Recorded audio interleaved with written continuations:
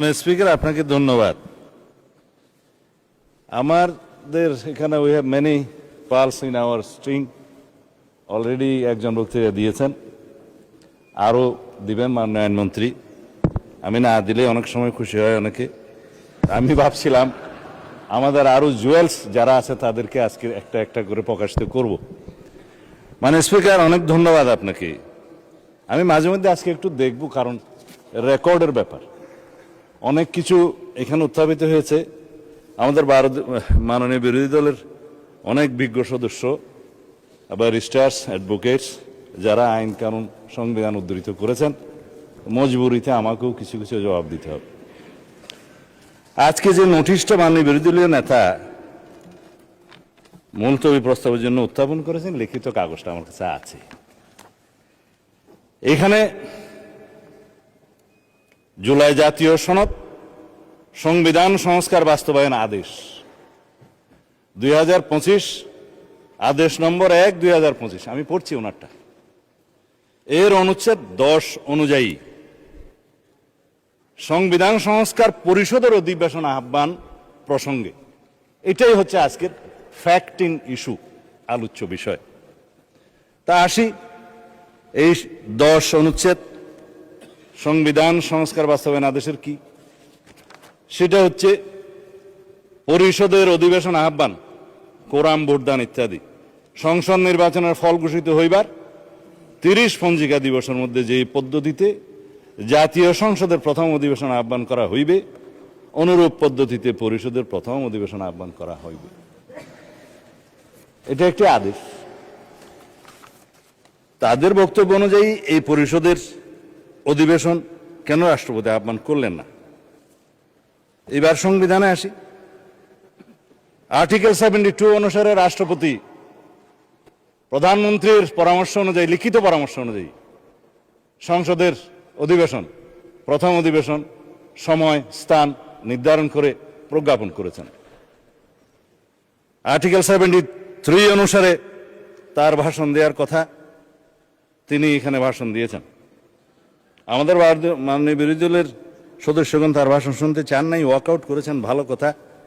কিন্তু তার ভাষণের উপর আলোচনা করছেন এবং 50 ঘন্টা আলোচনা হবে ইনশাআল্লাহ।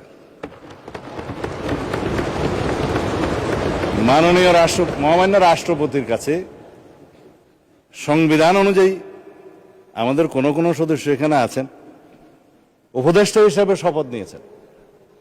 সংবিধান তখন ভালো ছিল, রাষ্ট্রপতিও তখন ভালো ছিল, কিন্তু ভাষণের দিন উনি মনোপুত হলেন না আর কি। যাই হোক, এখন এই আদেশটা নিয়ে যে আমরা আলোচনা করব, আদেশের অনুবলে যে সংবিধান সংস্কার পরিষদের অধিবেশন কেন আহ্বান করা হবে না তার উপর যে আলোচনা করব, আদেশটা কি? কিছু কিছু জবাবের মধ্যে চলে আসবে। মাননীয় বিরোধী দলের একজন সদস্য বলেছেন এই আদেশটা বৈধ আইন। এখানেই হচ্ছে বিতর্কটা। এই আদেশটা বৈধ আইন না। রাষ্ট্রপতি আদেশ জারি করতে পারতেন, পাস্ট টেন্স। 1971 সালের 26শে মার্চের পরের থেকে বাংলাদেশের সংবিধান প্রণীত হওয়ার আগ পর্যন্ত বাংলাদেশের স্বাধীনতার ঘোষণাপত্র অনুযায়ী এবং সেই অনুযায়ী laws continuance enforcement order 1971 10th April এবং the Bangladesh constitution provisional constitution order 1972, এই অনুসারে রাষ্ট্র পরিচালিত হয়েছে। রাষ্ট্রপতি অর্ডার জারি করেছেন, রাষ্ট্রপতির অর্ডার অনুসারে নবগঠিত রাষ্ট্র পরিচালিত হয়েছে। আদেশগুলো সবগুলোকে বৈধতা দিয়ে সংবিধানের প্রথম এবং 4th তফসিলে বৈধতা দেওয়া হয়েছে, কন্টিনিউশন হয়েছে। আমি সেই আদেশকে বৈধ আদেশ মনে করি। যে হাইকোর্টের আদেশ, যে রুলিংয়ের কথা বললেন, সেই আদেশগুলোকে আইনে পরিণত, আইন বলে স্ট্যাটাস দেওয়া হয়েছে। অবশ্যই আর্টিকেল 152 অনুসারে একটা হচ্ছে ল, আরেকটা হচ্ছে এক্সিস্টিং লস। আইন এবং প্রচলিত আইন দুই জায়গাতেই আদেশ হচ্ছে বৈধ আইন। অন্যান্য প্রথা, রুলস সবকিছু বৈধ আইন, আদেশও আইন। কিন্তু এই আদেশ হলো ছিল, কিন্তু আদেশ জারি করার ক্ষমতা 1973 সালের 7ই এপ্রিলের পর রাষ্ট্রপতির আর রইল না। 4th তফসিলের সংবিধানের ৪র্থ তফসিলের ধারা ৩ সাবসেকশন 2 সাবসেকশন 3 অনুসারে যে সমস্ত আদেশ জারি হয়েছিল সেটা বৈধ, এবং যে সমস্ত আদেশ জারি হয়েছে সেটা পরে রাষ্ট্রপতি বাংলাদেশে প্রণীত সংবিধানের সাথে সামঞ্জস্যপূর্ণতা দেওয়ার জন্য সেটা আদেশ সংশোধনও করার ক্ষমতা দেয়া হয়েছে। এবং সেখানে আপনি দেখবেন 2 বছরের টাইম লিমিট করে দেওয়া হয়েছিল। আমি দেখে বললে ভালো বলি না, সেই জন্য এমনি বলি। তো সেই জায়গায় 2 বছরের সময়সীমা 1974 সালের একটা দিবসে শেষ হয়, সেটা আমি পরে বলবো, এখানে দেখে বলতে হবে। কিন্তু ৪র্থ তফসিলের ধারা 17 সাবসেকশন 2 লাস্ট প্যারাগ্রাফ অনুসারে বাংলাদেশের রাষ্ট্রপতির আর আদেশ জারির ক্ষমতা রইল না। তারপরে দেখে নিতে পারেন। তারপরে রাষ্ট্রপতি আদেশ জারি করলেন কিভাবে, সেটাই হচ্ছে আজকের ফ্যাক্টর ইস্যু। যে আদেশের জন্মই বৈধ হলো না, সেই আদেশ হবে ভয়েড অ্যাব ইনিশিও লিগ্যাল ল্যাঙ্গুয়েজ, সূচনা থেকেই অবৈধ। এইবার বক্তৃতায় আসি, মাননীয় স্পিকার। এই আদেশটা রাষ্ট্রপতির অধ্যাদেশ না হওয়ার কারণে 133টি অধ্যাদেশ উপস্থাপন করা হলেও সংসদের প্রথম দিনে এই আদেশটা উপস্থাপন করা হলো না, কারণ এটা না হয় অধ্যাদেশ না হয় আইন। আমি সেজন্য বলেছিলাম এটা হয়তো কোনো নিউট্রাল জেন্ডার হতে পারে। এনিওয়ে, এই আদেশটি অন্তর্বর্তীকালীন সরকারের অন্তহীন একটি প্রতারণার দলিল, এটা আমি আজকে আবার পুনরুচ্চারণ করছি। এই আদেশের 10 ধারা অনুযায়ী সংবিধান সংস্কার পরিষদের যে অধিবেশন আহ্বান করার কথা আমাদের মাননীয় বিরোধী দলীয় নেতা উত্থাপন করেছেন, সেইটা ফ্যাক্ট ইস্যু সম্পর্কে আমি আজকে বলে ফেললাম। এখন রাষ্ট্রপতি যে রাষ্ট্রপতি 72 অনুচ্ছেদ অনুসারে যে সংবিধানের নির্দেশ বিধান অনুসারে প্রধানমন্ত্রীর লিখিত পরামর্শ অনুযায়ী এই মহান জাতীয় সংসদের অধিবেশন আহ্বান করেছেন, স্থান এবং সময় নির্ধারণ করেছেন, সেটাও বলেছে। কিন্তু সংবিধান সংস্কার পরিষদের কি কোনো অস্তিত্ব এখন আছে যে রাষ্ট্রপতি কোন বিধান বলে এই অধিবেশন আহ্বান করবেন? এই আদেশ, যে আদেশটা ভয়েড অ্যাব ইনিশিও, সেই অনুবলে কি রাষ্ট্রপতি কোনো ক্ষমতা প্রাপ্ত হলেন? হ্যাঁ, যদি আমরা এখানে সবাই সম্মত হতাম, সংবিধান সংশোধন হয়ে যেত, সেখানে রাষ্ট্রপতিকে ক্ষমতা দেয়া হতো এবং রাষ্ট্রপতি সেই অনুসারে সংবিধান সংস্কার পরিষদের গঠন করতেন।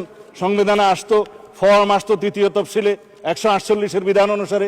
সেই ফর্ম অনুসারে যিনি শপথ পরিচালনা করতে পারতেন তিনি, তার নির্ধারণ হতো, সেটি স্পিকার হোক, রাষ্ট্রপতি হোক বা প্রধান নির্বাচন কমিশনার হোক। তারপরে সেই প্রশ্ন আসতে পারত। এখন যে সংবিধানের 4র্থ তফসিলের 3য় দফা সাবসেকশন 2 সাবসেকশন 3 এবং 17 দফার লাস্ট প্যারাগ্রাফ সাবসেকশন 2 আমি উদ্ধৃত করলাম, সেটা দয়া করে সবাই দেখতে পারেন। এখন কথা হলো, মাননীয় স্পিকার, এই আদেশটার অনুবলে আমরা যেটা এখানে দাবি করছি সেটা তো একটা অবৈধ আদেশ, ভয়েড অ্যাব ইনিশিও। কিন্তু আমরা যদি সংবিধান সংশোধন চাই, তাহলে সেই সংবিধান সংশোধন জাতির কাছে আজকে আমি পরিষ্কারভাবে প্রকাশ করতে চাই। একটা বিভ্রান্তি সৃষ্টি করা হচ্ছে সারা জাতির মধ্যে যে বিএনপি সংস্কার চায় না। বিভ্রান্তি সৃষ্টি করা হচ্ছে বিএনপি জুলাই জাতীয় সনদ মানে না।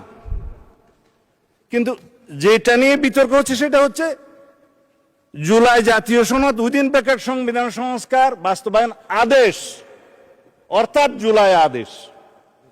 আমরা তো আছি জুলাই জাতীয় সনদে, যেটা জাতির সামনে সবাই স্বাক্ষর করেছি সেটাই। এবং এই জুলাই জাতীয় সনদের 2025-এর ঐতিহাসিকভাবে যেটা স্বাক্ষরিত হয়েছে বাংলাদেশের সকল রাজনৈতিক দলের, গণতান্ত্রিক রাজনৈতিক দলের ফেসিবাদী বাদে, যেটা রাজনৈতিক সমঝোতার দলিল হিসাবে স্বাক্ষরিত হয়েছে, এই দলিলের প্রত্যেকটি অক্ষর, শব্দ, বাক্য আমরা ধারণ করি এবং প্রশ্ন উঠেছে যে আমরা এই আদেশের অনুবলে কেন আমরা গণভোট যেটা অনুষ্ঠিত হয়েছে সেটা মানছি না? আসেন, গণভোট অনুষ্ঠিত হয়েছে, এই গণভোটের প্রস্তাবক তো আমরা ছিলাম। আমি প্রস্তাব দিয়েছিলাম বিএনপির পক্ষে যে অন্যান্য রাজনৈতিক দল জুলাই জাতীয় সনদ যখন স্বাক্ষরিত হবে, তখনও হয়নি, সেটার আইনি ভিত্তি দেওয়ার জন্য সবাই একটা দাবি উত্থাপন করলেন। বললাম হ্যাঁ, জনগণের সম্মতি নেওয়া যায়। এই জুলাই জাতীয় সনদের পক্ষে জনগণ আছে কি নাই? কারণ এই জুলাই জাতীয় সনদের দুইটা ভাগ। প্রথম ভাগ হচ্ছে সংবিধান সংশোধন সাপেক্ষে আমরা সংস্কারের বিষয়সমূহ এখানে বলা আছে 1 থেকে 48, 1 থেকে 47 সংবিধান সংশোধন সাপেক্ষে সংস্কারের বিষয়সমূহ লেখাই আছে। সংবিধান সংশোধন সাপেক্ষে সংস্কারের বিষয়সমূহ যদি এই জুলাই সনদের পক্ষে জনগণ হ্যাঁ বলে, তাহলে পরে আমরা সংবিধান সংশোধন করতে পারবো সেই 47টা বিষয়ে। উইথ নোট অফ ডিসেন্ট, প্রত্যেকটা নোট অফ ডিসেন্টে বলা আছে যে সমস্ত রাজনৈতিক দল বা জোট তাদের নির্বাচনী ইশতেহার উল্লেখপূর্বক যদি জনগণের ম্যান্ডেট লাভ করে, তাহলে তারা সেই মতে ব্যবস্থা গ্রহণ করতে পারবে। আগামী কালকে অথবা পরশু সম্ভবত আরেকটি মুলতবি নোটিশের উপরে আমরা আলোচনা করতে চাইব। আমরা দিচ্ছি না, বেসরকারি সদস্যরা দিচ্ছে।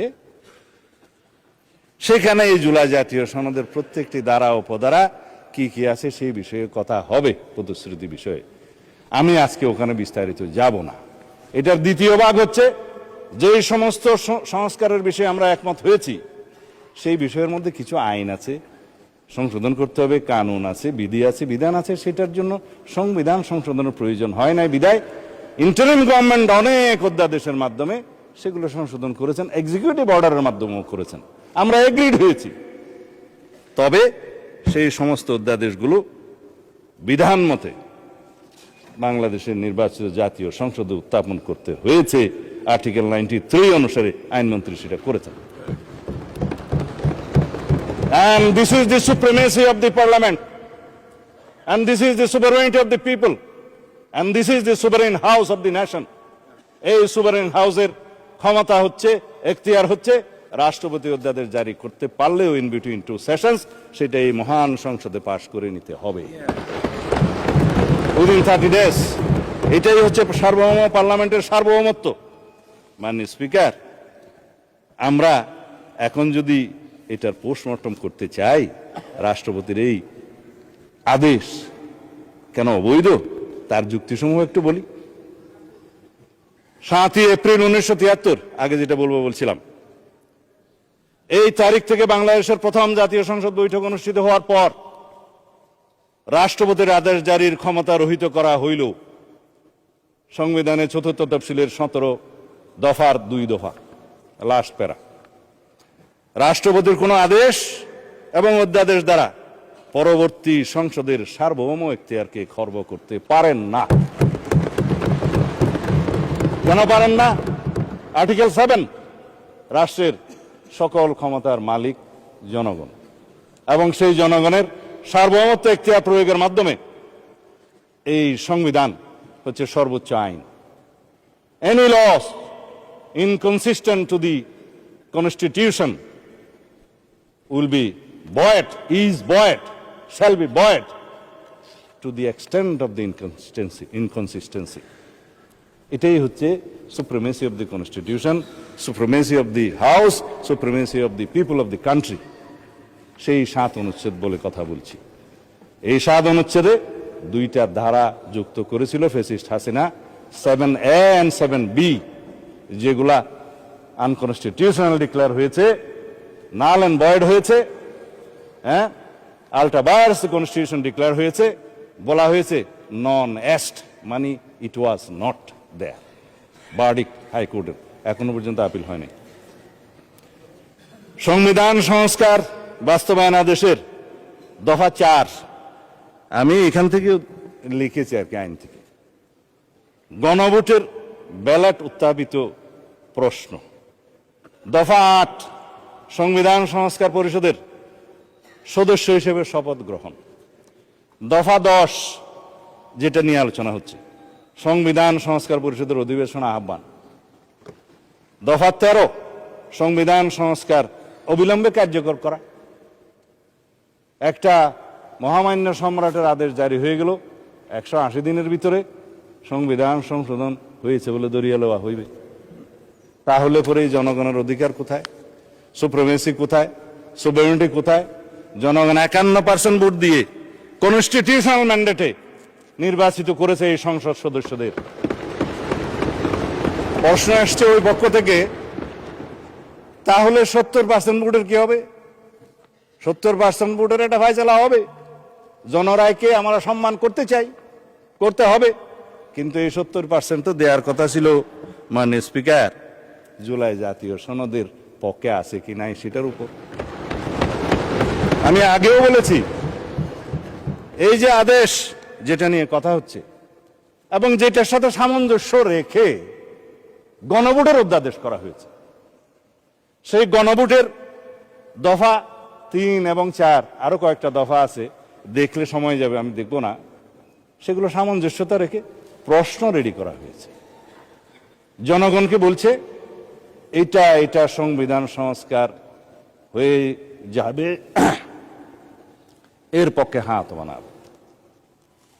কথা হচ্ছে মাননীয় স্পিকার, আর্টিকেল 93 অর্ডিন্যান্স জারির মাধ্যমেও রাষ্ট্রপতির ক্ষমতা নাই কোনো সংবিধানের বিধানকে রহিত হয়, পরিবর্তন হয় সেরকম কোনো আইন জারি করা, অধ্যাদেশ জারি করা। এটা তো অধ্যাদেশও নয়, এটা তো ভয়েড অ্যাব ইনিশিও একটা অর্ডার, যেটা রাষ্ট্রপতি করতেই পারেন না। সেখানে কনস্টিটিউশন চেঞ্জ করার জন্য একটা আদেশ জারি হলো, তারপরে সেটার অনুবলে গণভোটের মধ্যে প্রশ্ন উত্থাপিত হলো। এগুলো সবকিছু হচ্ছে এখতিয়ার বহির্ভূত। যারাই করেছে, ইন্টারিম গভর্নমেন্ট করেছে, কনস্টিটিউশন ভায়োলেশন করেছে, অথচ সেই কনস্টিটিউশন অধীনেই তো তারা শপথ গ্রহণ করেছে। সে রাষ্ট্রপতি করতেই পারেন না, এখতিয়ারটা কোথায়? তারপরে আসে এখন দফা ১৩ সংবিধান সংস্কার অবিলম্বে কার্যকরী হবে। সেটা বললাম, সরাসরি এটার মধ্য দিয়ে নেক্সট পার্লামেন্টকে, অর্থাৎ এই পার্লামেন্টকে, সাকসেসর পার্লামেন্টকে, পরবর্তী পার্লামেন্টের এখতিয়ারকে খর্ব করা হলো। পৃথিবীতে এমন কোনো বিধান নাই, সংবিধানের মাধ্যমেও না, সাকসেসর পার্লামেন্টকে, পরবর্তী সংসদকে বাইন্ডিং করতে পারে, অধিকার ক্ষুণ্ণ করতে পারে। হ্যাঁ, করতে পারে।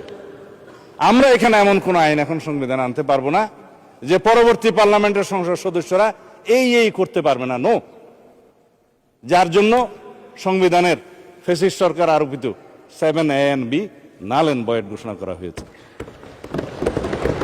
আল্টাবাস দ্য কনস্টিটিউশন ঘোষণা করা হয়েছে, বলা হয়েছে নন এস্ট, এটা ছিলই না। এখন আসেন যে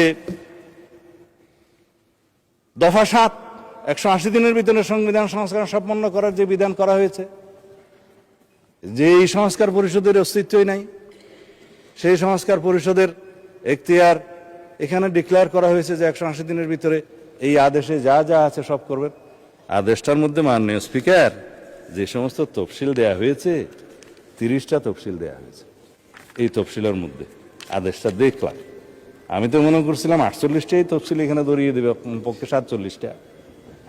বলছে জুলাই জাতীয় সনদ ২০২৫ যে সকল বিষয়ে ঐক্যমত হয়েছে, ঐক্যমত হয়েছে উইথ নোট অফ ডিসেন্ট।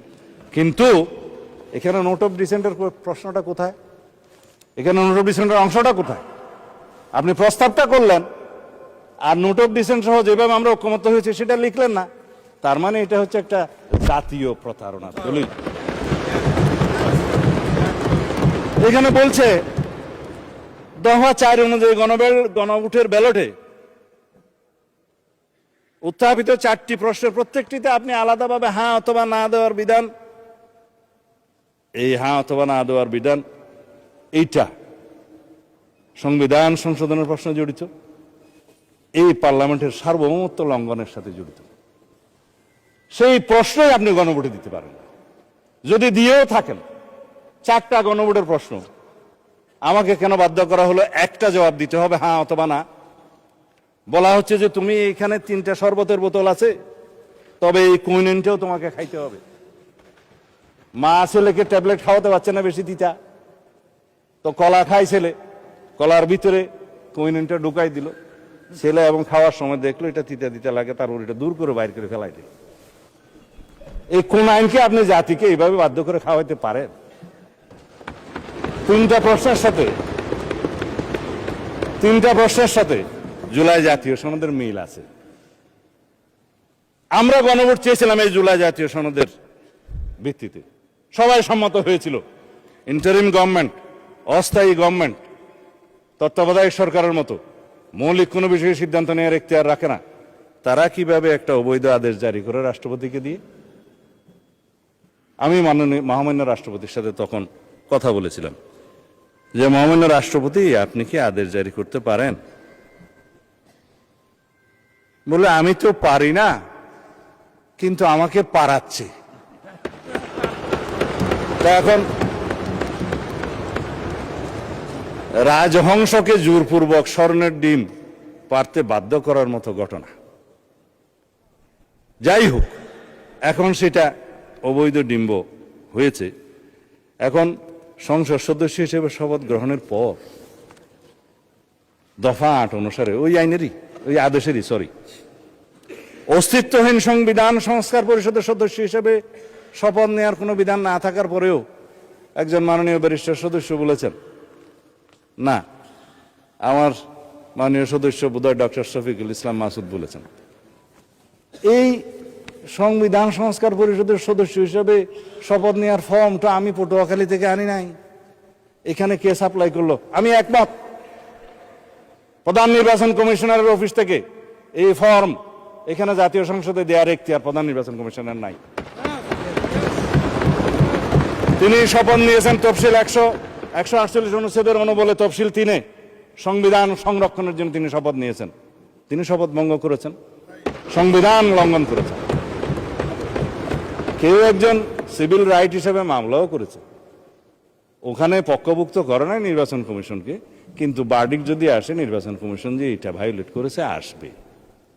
আমি মাননীয় প্রধান নির্বাচন কমিশনারকে এখানে বলা ঠিক না, যেহেতু উনি অনুপস্থিত, এটা বিধান নাই, সেজন্য গড়িয়ে বলছি, প্রশ্ন করতে পারতাম, করছি না, যে আপনি সংবিধান সংরক্ষণের জন্য শপথ নিয়েছেন, এই ফর্ম আপনাকে দাখিল করা জাতীয় সংসদের সচিবের কাছে পৌঁছে দেওয়ার কি এখতিয়ার কে দিয়েছে, কোন আইন বলে দিয়েছে?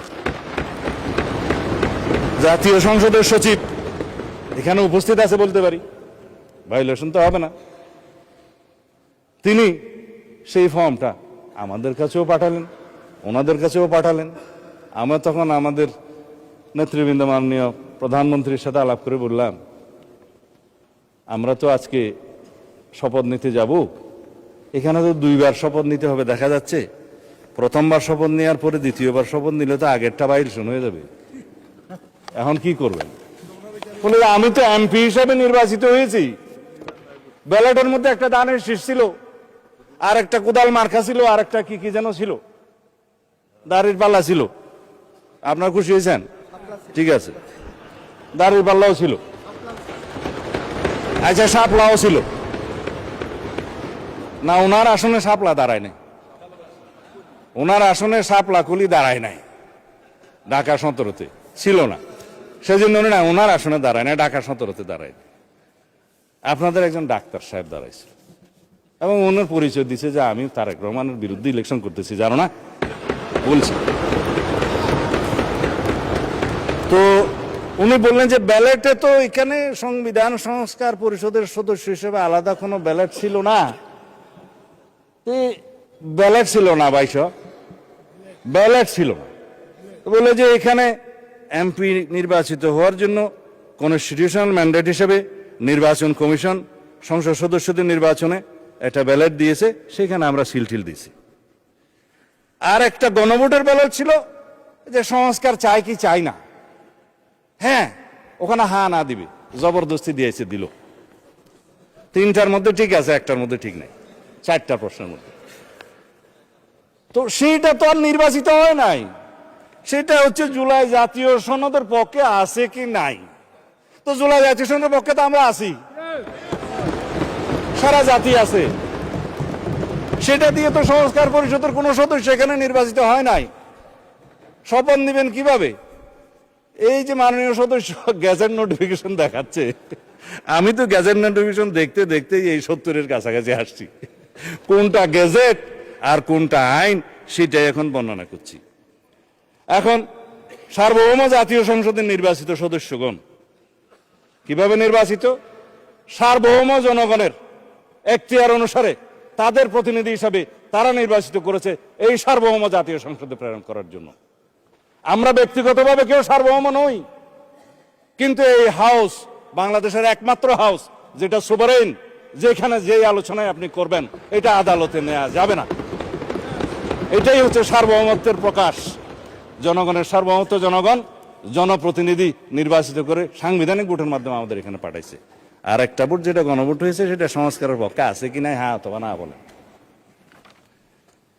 আমার এই এখতিয়ার সংসদ সদস্য হিসেবে, এই সার্বভৌম সংসদের এখতিয়ার কি একটা গণভোটের সংস্কারের হ্যাঁ অথবা না দিয়ে 70%-এর কথা যেটা বলছে সেটা কি ভায়োলেট করা যায়? তারা তো বলেছে আপনি সংস্কার চান কি চান না, চেয়েছে। আমরা তো সংস্কার চাই, কিন্তু কিসের ভিত্তিতে চাই? যেটা রাজনৈতিক সমঝোতার দলিল হিসেবে জুলাই জাতীয় সনদ 2025 ভবিষ্যতের পথরেখা যেটা স্বাক্ষরিত হয়েছে ঐতিহাসিকভাবে, সেটার ভিত্তিতে সংস্কার চাই। আর প্রশ্ন উঠতে পারে গণভোট এবং তার ফলাফলের কি হবে? বলে ফেললাম, অসাংবিধানিক আদেশের অনুবলে বেআইনি কোনো আদেশের মাধ্যমে কোনো কিছুই বৈধতা পেতে পারে না মাননীয় স্পিকার। এই উক্ত জুলাই জাতীয় সনদ, সংবিধান সংস্কার বাস্তবায়ন আদেশ 2025 এবং গণভোট অধ্যাদেশ 2025, এই দুইটারই বৈধতা উচ্চ আদালতে চ্যালেঞ্জ করা হয়েছে, যা বিচারাধীন এবং রুল জারি হয়েছে বলে শুনলাম। অতএব বিচারাধীন বিষয়ে পার্লামেন্টে বিতর্ক হবে কি হবে না সেটা আলাদা বিতর্ক হতে পারে, এই বিতর্ক এখানে হবে কি হবে না। বাংলাদেশ জাতীয়তাবাদী দল বিএনপি এই স্বাক্ষরিত জুলাই জাতীয় সনদ 2025 এর প্রতিটি অক্ষর, শব্দ, বাক্যকে ধারণ করে বাস্তবায়নের জন্য জাতির কাছে আমরা অঙ্গীকারাবদ্ধ। আমরা জুলাই জাতীয় সনদের আলোকে জুলাই ছাত্র গণ অভ্যুত্থানের 2024-এর শহীদের আকাঙ্ক্ষা এবং জাতির প্রত্যাশা পূরণের প্রতিশ্রুতিবদ্ধ। এদেশের জনগণ বিএনপির নির্বাচনী ইশতেহার সমর্থন করে শতকরা 51% ভোট দিয়ে তাদের ম্যান্ডেট দিয়েছে বিএনপিকে। কিন্তু আমরা সরকারি দল, বিরোধী দল সবাইকে নিয়ে এই মহান জাতীয় সংসদে সমঝোতার ভিত্তিতে আলাপ আলোচনার মধ্য দিয়ে সংবিধানের গণতান্ত্রিক সংশোধনী আনতে চাই। বাংলাদেশের মানুষের বিশাল জনপ্রত্যাশার প্রতি আমরা সকলেই দায়বদ্ধ। আমি এখন কনক্লুড করব, এরপরে পলিটিক্যাল বক্তব্য আমি দেব না, কারণ সময় বোধহয় বেশি নাই। হ্যাঁ, আচ্ছা, 1 মিনিট সময় আছে আপনার। ঠিক আছে, আমি 1 মিনিটে, আপনারা একেবারে না বললেও ভালো। তাই আমি আহ্বান জানাচ্ছি মানে স্পিকার, আসুন আমরা সংবিধানের গণতান্ত্রিক সংস্কারের মাধ্যমে, সংশোধনের মাধ্যমে রাষ্ট্র কাঠামো মেরামতের ঐতিহাসিক অঙ্গীকার প্রতিপালন করি। সেই জন্য আমি আজকে এই মহান জাতীয় সংসদে প্রস্তাব রাখছি on behalf of our leader of the house.